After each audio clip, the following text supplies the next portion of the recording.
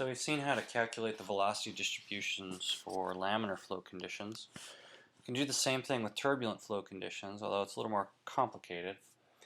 We're going to use two different coordinate systems here. With laminar flow, we use a radial coordinate system, so the distance from the center of the pipe outwards.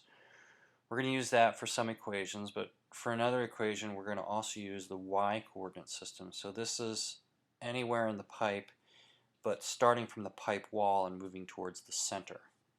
Okay, so two different coordinate systems depending on which equation you're using. Now the turbulent velocity profile that researchers observe looks something like this. It's fairly flat across the center of the pipe, and then it's parabolic as it drops towards the pipe wall. Again, the velocity is 0 at the pipe wall, and it's maximum in the center of the pipe. I should also point out that this is an average, meaning it's averaged over time. If you took a snapshot at any single moment in a turbulently flowing pipe, you'd see crazy velocity directions in all kinds of crazy directions because of the turbulence and the eddies and the chaotic nature of it. But if you average it in time, you get a fairly predictable profile that varies depending where you are in the pipe. Also note that it is very similar to a uniform profile, which we already talked about, and this is why we can usually assume an alpha of 1 for turbulent flow.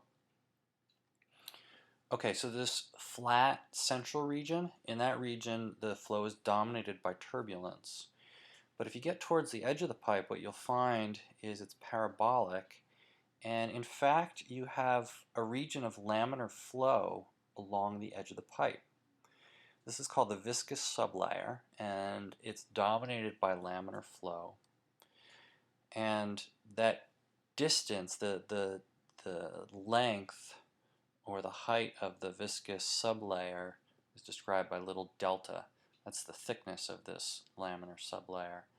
And it has an important role in a couple things, so we're going to see it again. Okay, the thickness of the laminar sublayer can be determined by this relationship, which I think has the best name of any equation I've ever heard. This is called the law of the wall. I don't know, it sounds like a rock album or something to me, but anyway. So the law of the wall is little delta equals 5 times kinematic viscosity divided by u star.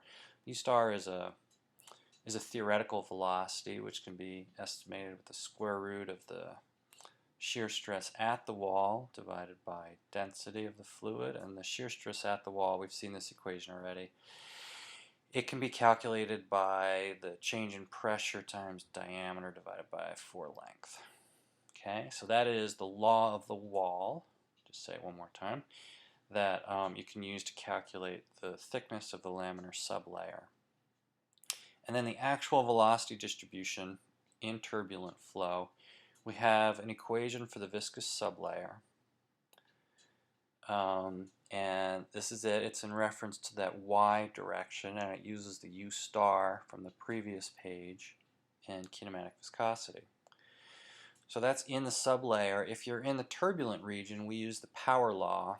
Actually, there's a couple different relationships you can use, and again, in turbulent flow, you have chaotic flow, so these are just experimentally measured. They're not really theoretically derived. And different researchers come up with different relationships for these. So depending what textbook you use, you'll find different relationships. This power law actually is in the FE handbook. It's also in your textbook, so I'm just going to refer to this one, but just keep in mind if you end up doing something with this, there are a couple different options here. Okay, the power law looks similar to the laminar flow distribution. The local velocity is a function of little r, and little r over big R raised to an exponent. But the exponent is different. The exponent is a variable, and it's times that centerline velocity. The centerline velocity can be calculated using that same little n and the average velocity. And that little n comes off a figure again. So this is experimentally measured, not theoretically derived. So somebody ran a bunch of experiments and put together this curve to determine what n is. So taking the average velocity and calculating the Reynolds number, you then look up on this figure, which is in your textbook. That gives you an n value. You can use that to calculate the centerline velocity and the local velocity anywhere within the turbulent region of the pipe.